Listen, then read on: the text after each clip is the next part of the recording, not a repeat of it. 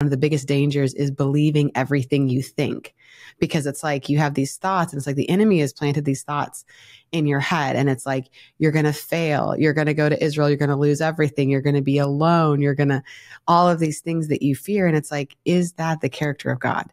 Does that match up with what the word says? And it's like, no, the word says that he has given us a hope and he's given us a future, that he desires to bless us, that he desires health, that he desires relationship. And it's like, okay, so if this is what God wants for me, then my yes is going to lead to those things.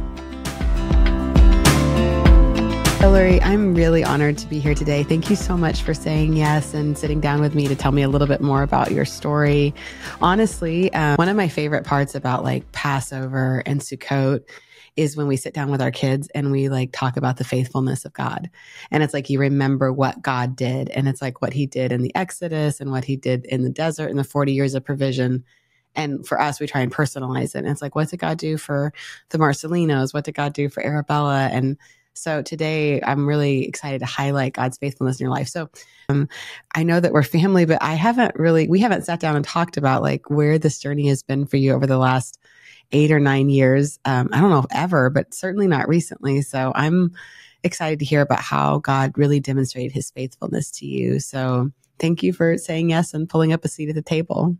Thank you so much for having me. I feel honored. And, when you asked me to do this, I was thinking the timing. My 15th wedding anniversary is tomorrow. And so I just felt like this was such a wonderful reminder to just look back and talk about what the Lord did. So thank you for the opportunity. Yeah, that's awesome. Well, I've talked about this in a couple podcasts, but one of my favorite parts about like Passover and Sukkot is when we sit down with our kids and we like talk about the faithfulness of God.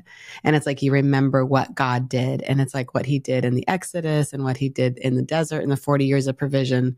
And for us, we try and personalize it. And it's like, what did God do for the Marcellinos? What did God do for Arabella? And so today I'm really excited to highlight God's faithfulness in your life. So start us out at the very beginning. When I want to know like what that moment was for you when you guys decided that you were going to make Aliyah, return to Israel. If memory serves me correct, you were pregnant with Luna, your firstborn. Is that true? Yes, I was pregnant. And so that was a big, huge transition.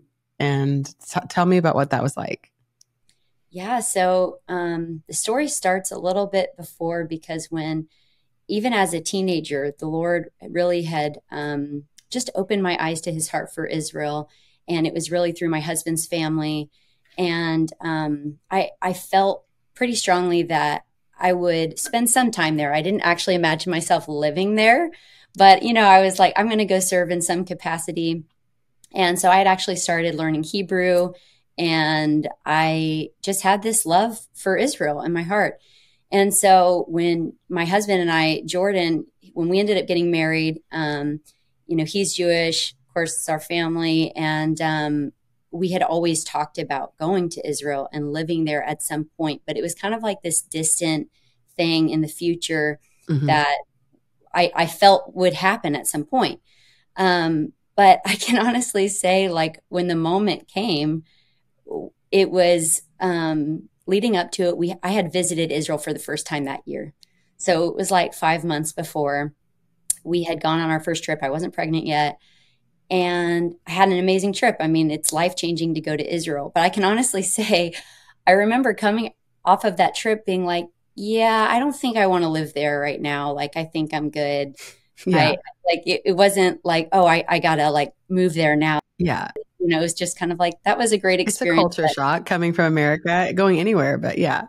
Yeah. Cause you have like this, I think, romantic idea of something, and then you go, and the trip was a beautiful, magical experience, but it was also like the reality of like such a different culture. And yeah, so now from that point, that was June. And then we found out we were pregnant. I was about 3 months pregnant at this time, probably. And my husband just started having these dreams of Israel, and the Lord just began stirring his heart. And I remember him waking me up in the middle of the night, and he was like, babe, I think the Lord's calling us to Israel. And I remember You're like, do you need to wake me up for this? Can we talk about this in the morning? Yeah. I remember, being like, okay, just seek the Lord, you know? And so weeks started going by, and he was really serious about it. And so, you know, he didn't want it to be something where it's like, I feel this way, now let's just go do this. He was like, I really want you to seek the Lord about this. And I want you to feel that it's also from the Lord, and, you know, hear from the Lord yourself. So I really began to do that and seek the Lord about it. And I remember one morning I had like a woman's devotional or something that I was going through. And the scripture that was that day's scripture was Jeremiah 31, 8-9. And it was talking about the Lord gathering up his people from all over, you know, all over the world. Wow. And it said in that scripture, even the woman with child. So I was like, you're like, even me. yeah, like I was like, okay, even this situation Wow. isn't, it's not too much. Like I really felt like that was a confirmation to me. And so I told Jordan, okay, like I knew in my heart, I never wanted to look back on our life and say, I kept us from running after the call. Yeah. And kept Jordan from also, I think, chasing after his dreams that the Lord had put in his heart. So I had kind of had my midwife and an apartment that we were going to move into that was kind of close to my mom. I had kind of all these things lined up thinking, you know, we're having our first baby. I'm going to be close to my mom. I have my birth plan kind of laid out. I have the midwife that I feel comfortable with. So I was really like scrapping all of that and jumping into this new journey. And so really, we started packing up, and we were in Israel about 6 weeks later. Wow. So fast. See, I think so many people, myself included, we struggle with the hesitancy and the fear of the unknown. And I've like, for me, like this last couple of years, I've been on this journey of learning. It was like, I could trust God when I could at least see the puzzle pieces. Like, it's like, I knew that if A, B, and C led to D, that we would be okay. So at some point in my life, I could trust the Lord to that measure. But this last like year or two, it's been like, can you trust me when you can't see B? All you know is A is the first step, and you don't even know what B might be, but will you trust me in the dark? Will you allow me to demonstrate my faithfulness in the dark? And I see that with what you did is like, you took this leap into an unknown where you didn't know what B, C, D, and might look. You just had to trust that God had your best interest at heart. And therefore there was in fact the next step and the next step. And so I love that about your journey. So talk to us maybe about a moment where, did you have any moments where you just felt like overcome with like overwhelm or fear, or what have we done? Or was that non-existent? And if you did, like, how did you kind of get that mindset shift? Like, what did you do to bring yourself back to center? I think that I remember, like when we decided, okay, we're doing this, I really put myself into kind of the busy work that was required to make it happen with all of our things. And on the flip side, after getting into Israel, there was so much that had to be figured out before this baby was going to come. Yeah. And so, but I do remember like sometimes the night would come, and it's always in the night when everything is quiet and you finally have the space to just sit and think about what's actually going on, that there was definitely some stomach dropping type feelings. Yeah. Like, I'm jumping off a cliff. We actually did this, you know. I don't think I ever felt like any kind of sense of like regret, like, oh my gosh, we made a mistake. But I definitely felt kind of that sort of almost like on a roller coaster feeling of like, when the reality hits of what it is. Yeah. So I think the way that I got through that was, you know, really having that time with the Lord. Mm-hmm. I felt that looking back, the Lord was really emphasizing in those first couple weeks, like, he's my father. He's going to care for me. Yeah. He's going to pick me up and just float me through this. And I feel like I look back and I'm like, what could have been so scary, which it's not that it wasn't, but it turned into such a wonderful time in my life. Yeah. And even those months, we were kind of sojourning for about probably 4 months up until her birth, or maybe 4 months of trying to figure out where we were going to settle. We were meeting different friends, old friends, Jordan's family, new friends. And the Lord was just bringing me kind of like these words to hold on to along the way. And I felt like those words were like sustaining words Mm-hmm. that got me through and made it actually exciting, and also just gave me what I needed to get through the journey. Yeah. I love about what you said, and I don't even know if you heard this, but we've been talking a lot in our ministry just about like identity-based habits and identity-based mindset, like how you choose to live your life based on a point of how you identify. Do you identify as a victim, or do you identify as a daughter of the King?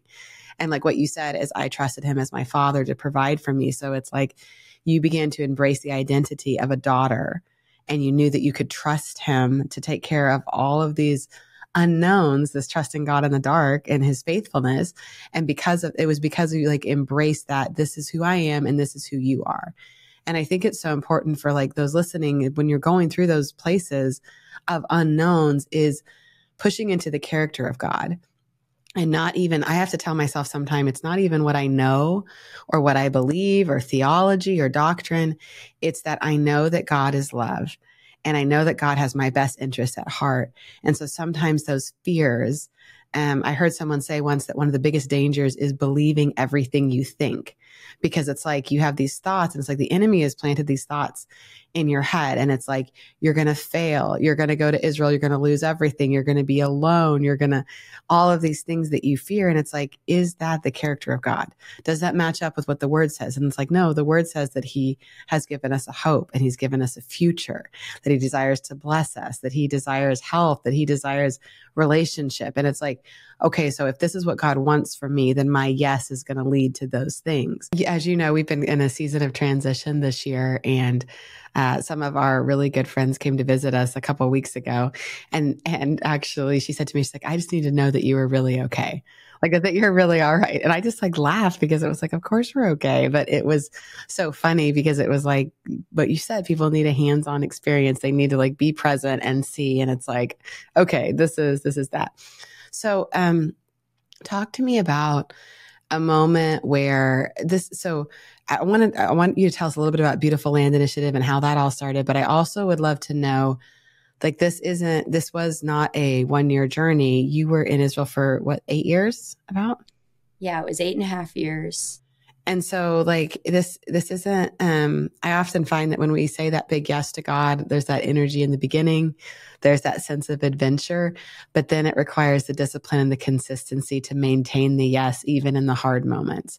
So is there any story that you would have of like where that was you, and you had to face, like kind of look in the mirror and be like, I'm going to press on and press in, even though I'm tired, I'm weary, or maybe this isn't going exactly like I expected? Did you have those moments, or did you just feel consistently while you were there, like, this is 100% where I'm supposed to be, and no doubts whatsoever? I mean, that's okay if you did. I just was wondering.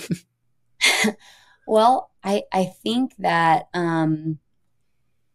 more than it being me doubting, there was some really difficult moments in those years, Yeah. especially facing that reality of having children without your family around. And I remember the first couple of times we came back from the States, or we were in Israel during a holiday, and it was just us. And there was definitely some loneliness there. Yeah. I think, how I got through those difficult moments, it just kind of goes back to, the times where I was making intimacy with the Lord a priority were the best times, regardless of the circumstance. And even if the So good. circumstances weren't as difficult, but I wasn't making that a priority, those were the hardest times. Yeah. So, I mean, I think there was pockets of refreshment too. And that helped getting through kind of that, like you're saying, just the faithfulness. In fact, one of the scriptures that Jordan and I have been kind of like a life verse for us was Psalm 37, dwell in the land and do good, cultivate faithfulness. Some translations say feed on his faithfulness, Mm-hmm. um, and trust in the Lord, and he shall bring it to pass. And so I think that feeding on his faithfulness, to be faithful, to dwell in the land and continue to do good, because there were so many times that we just got weary, weary of the faith journey of not knowing certain things. There was a lot of unknowns. In fact, I was reading a couple journal entries yesterday, kind of just thinking through, and I realized that pretty early on, I mean, we were shifting from, working for the family business full time, Mm-hmm. and just having like a total stable salary situation to essentially going into nonprofit mode, which was a huge difference. Yeah, tell us a little bit about the nonprofit, like what you guys are doing with Beautiful Land Initiative and what that looks like. And Yeah, so just a brief, just to give you guys an idea of where that happened in the story. It was about 9 months after we moved to Israel. At this point, we had still been working remotely for the family business, but we knew that this stream was drying up, and that we were going to have to shift into something new. And so I remember Jordan going on a fast, and at the end of the fast, he said, "Babe, I think I know what we're supposed to do." And I said, "Okay, what is it?" And he goes, "I think we're supposed to pick up trash." And I said, "What?"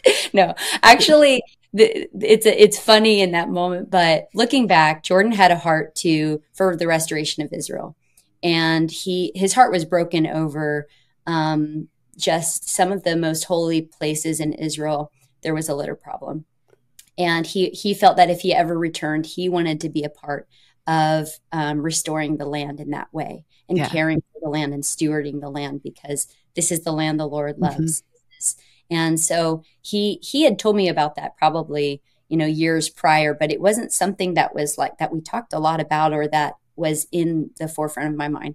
So being married to a visionary, which I'm sure you experience this, being married to a visionary, you have to kind of go through this process when they tell you something. I think pretty much all the Marcellino women do.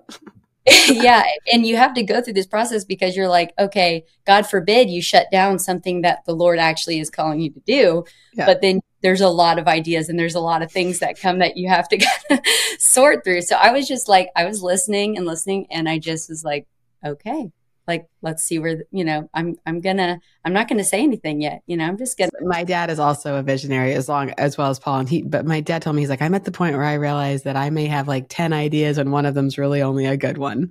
He's like, I'm able to realize that and filter myself. I'm like, well, that's good. Yeah. So I guess that comes with years of vision casting.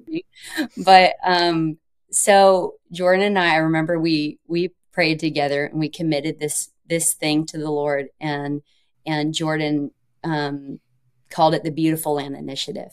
And we prayed, we committed it. And the next morning we had a gathering that we were going to in the Levi forest in Israel. It was a gathering of believers. And so we showed up, and Jordan ran into a childhood friend. And he said, "What are you doing here? I didn't know you guys were here in the land. And, I heard you were in Hollywood. You're doing things there. Like, how are you here?" And so Jordan, he was like, "Yeah, we made Aliyah, and we just started this thing called the Beautiful Land Initiative the night before. And we're going to be mobilizing volunteers to do litter cleanups." And so he was like, "Oh my gosh, I don't know of any other ministries who are doing this, and there's such a need for it. And I have 40 groups a year for you." And so that was the first conversation outside of our home after praying together about this, that we literally had a whole year of volunteer groups booked. Wow. The next day. And so that, to me, I was just once again seeing the Lord come through. Yeah. And just being like, "Okay, Lord, like, you're doing something here, and I'm not going to argue with it." And also, there was one time when Jordan, he was here in the States on a trip, and I was there. I had a friend staying with me to help me with the kids. And I ended up leading one of these groups to do a litter cleanup. And I was really touched by it. And it really gave me an opportunity to experience what it was, because it sounds simple and it just sounds like, okay, that's great. That's great for the environment. But it was really a prophetic act of Yeah. cleansing the land. And we had thousands of believers coming and praying over the land and getting to, I think, touch the local community too, because people who had grown up their whole lives around Tiberias and going to these beaches, they were seeing people come and beautify the areas that they go to all the time. And we Right. would have people come up with tears in their eyes just at feeling really, mitzvot is such an important Uh-huh. thing to do the Jewish people. Yeah. And people would come and just Baruch Hashem, like, thank you so much for doing this. And they would join in. Yeah. And so I saw how something that sounded like wild, like how in the world, like I just never imagined us doing that. I had Yeah. so many other ideas of what we would be doing. Yeah. But yeah, the Lord, he encouraged me in that. I love that the idea though was like a very simple idea, but yet it had, like you said, prophetic significance. And the intention behind it was for like beautifying the land for the return of the Lord, beautifying the land because it's a land that he loves and it's a land he calls holy, And so you said the word mitzvot. So for listeners who may not know, my understanding is that it's like a good deed or following instruction or doing something that is righteous and just. Like that's what we do. And we do that unto the Lord ultimately, but we do it also one to another and unto the land that we're, stewarding, that we've been called. So if someone wants to find out more about Beautiful Land and like your work, what's the best way for them to do that?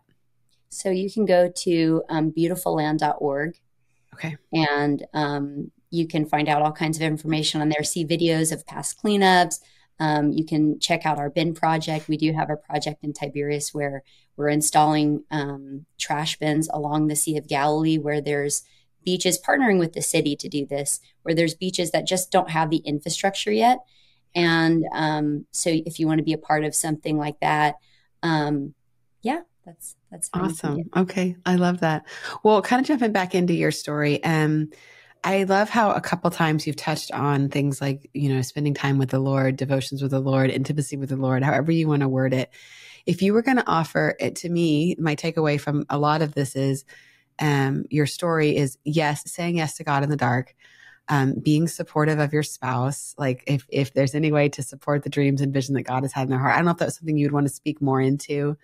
I mean, I can see that can be a challenge point in marriage. Like, how do I support you and what you're called to do and still maintain my role and my call? What people may not know about you is that you also have 4 girls, you have a young growing family, and you did all of this in the midst of that. So for you to say, I'm going to support my spouse, I'm going to support what God has done in our life as a couple, to say yes, and I'm going to focus on spending time with the Lord. And you were doing so, overseas without a bunch of family around. It's not like you had constant help. What would you speak words of encouragement to that mom who's in that overwhelm? And maybe her overwhelm looks different, and maybe she can't be supportive of her spouse. Maybe she doesn't have like the same, maybe it's not the same relationship and the husband's not saved or not present, whatever it is. How would you encourage someone though in those roles in that season? Like, what would the piece of advice that you, Hillary, would give, having walked through those really hard places and making that choice? I think I would say that first and foremost, the Lord is our Father and he cares for us. And when we're married, we have a husband who's physically caring for us, but keeping it in perspective, no matter what you're being called to support him in, that ultimately the Lord is going to care for you guys. And I think it's so important to do what you can to be on the same page. So if that means surrendering something, I'm really fortunate because I feel like Jordan and I have been on the same page. Our desires have really been aligned. But I will say that on the flip side, when we chose to come back for a season to the States,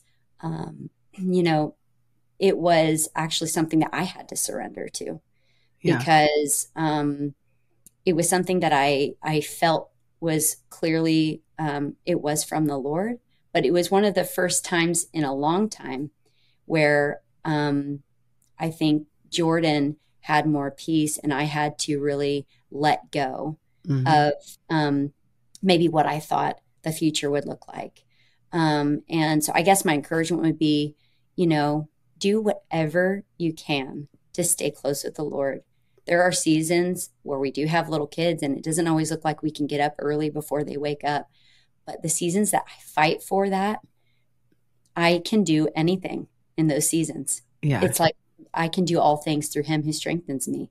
Yeah. And the seasons when that is not taking priority, my marriage suffers, my motherhood suffers, and it's a lot harder to be supportive or encouraging when you're not filled up and you don't feel encouraged. Yeah. And as a mom, you can easily get burnt out because there's constant needs, constant, you're being pulled in a million different directions. And so, it says like without faith, you cannot please the Lord, and he's a rewarder of those who seek him, and he Yeah. will actually reward you for seeking him. And to me, the reward is that I get to hear his voice, and that I can see a season that's really difficult, but he brings like these treasures into it that make it, it's like he turns it into something wonderful. Yeah. Even how else can you, that's not the world. Who else can get through these seasons like that? But Yeah. the children of God, because we have his word. So if you're not getting that word, getting that fresh bread, you're going to run out pretty quickly you're going to feel faint in the journey, and you're going to start feeling like you don't have the energy, and you're not going to do the best that you could if you aren't being sustained by that daily bread from the Lord. Yeah. And so I think my encouragement would be to just seek after him and get that sustaining word that you need in your life, the moment that you're in, because I find that there's always a fresh word waiting for me to get me through that season. And sometimes it will be not necessarily a new word every day, something new every day. Sometimes there has been a word that I've hung on to for a year, where I keep going back. And when I say word, what am I talking about? I'm talking about something that the Lord can speak through his word, through the scripture, that speaks directly to your heart, and it sustains you. Yeah. And so, it's the hardest thing to do when you're a mom, because you're already tired. Yeah. But you get fresh energy. And I'm in a season even right now where I'm reminding myself of this. Yeah. So it's amazing to me how the word has like the power to not only transform our mindsets, but speak to us in due season. Paul and I have been going through some stuff, trying to make some decisions on some things. And it's decisions where it's like, well, you can't really fully see the future, but you feel the call of God asking for a yes in this area. And so then this morning I was reading the Lord's Prayer. Well, that's something I pray when I'm disciplined daily. But what struck out to me this morning, because is what I needed to hear, is that the Lord provides our daily bread, and he provides us our bread for today, basically, and tomorrow, not necessarily, because there's some translations that say, and like bread for tomorrow. But my point is it's like, it doesn't say like, I need to be able to trust that I have provision for the next month, the next year, the next 5 years. Like, can I trust him daily?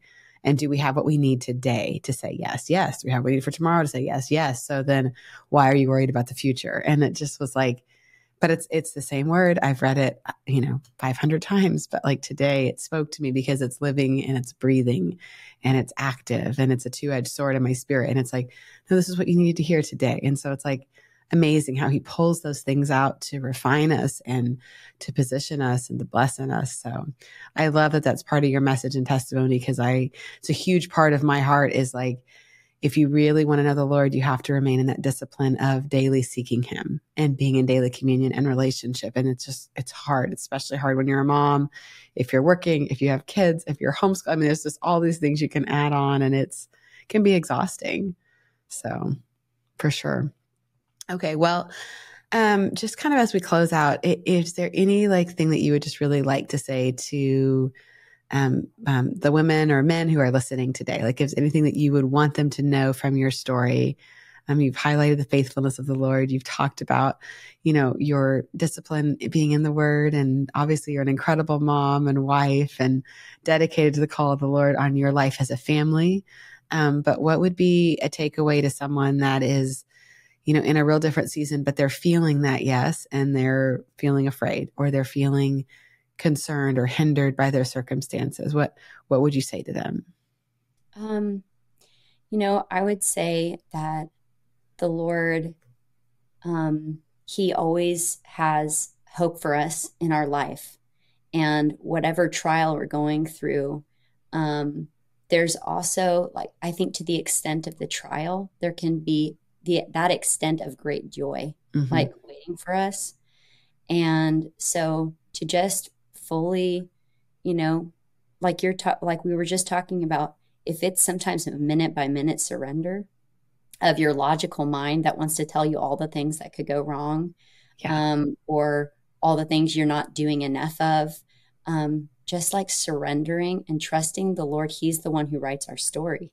Yes. And I look back at our life and I'm like, I could have never imagined all of the things that have transpired. And it's honestly beyond my hopes and dreams. And if I'm believing God for more of that. And so in your life, whether it's something that doesn't seem as crazy as moving to another country, or, something that's as drastic, it's like the Lord is asking something of you. He's going to reward your faith, and he's going to meet you there, and you're going to be able to do things that you never thought you could do in your space. And I really believe that if we trust in him, he will write a story that will just blow our mind. Yeah. And to anticipate that and see what happens, because when you seek the Lord, things are going to start happening in your life. Yeah. And it's going to surprise you, and it's going to bring you more joy than you could imagine, because it always baffles me that the God of the universe would care to interact with me. Yeah. Would speak to me. Yeah. Would answer when I call. And that's the Bible. The whole Bible is. So I guess one last thing, and it kind of touches on something else that we talked about when you were talking about sometimes people don't understand, or, people have opinions. I remember a lady telling me, you're going to be going to the Word because you're going to feel like you understand those stories more than the people around you during this time. And so I would also say, like, just visiting those great stories of faith, to pump you up, to get you encouraged, or even like modern day stories of faith, because those will give you strength in your story when you see how other people, reacted. And especially I know there was a couple really difficult times where I would listen to a story of someone that went through something that was unimaginable. And you're like, wow, I have so much to be thankful for. Yeah. Look how the Lord got that person through that. So I think that's another thing that you can do, is go back and fill your cup with those stories of faith. Yeah, absolutely. Hillary, thank you so much for taking time to talk with us today and just sharing your testimony. It's beautiful. I've loved getting to hear it. I feel uplifted. I feel encouraged even today in what the Lord is calling, Paul and I to in our ministry and our family. And so thank you so much for just opening your heart and sharing your testimony. The word says in Revelations that we overcome him by the blood of the Lamb and the word of our testimony. And so to me, just as you say, the word is life-giving.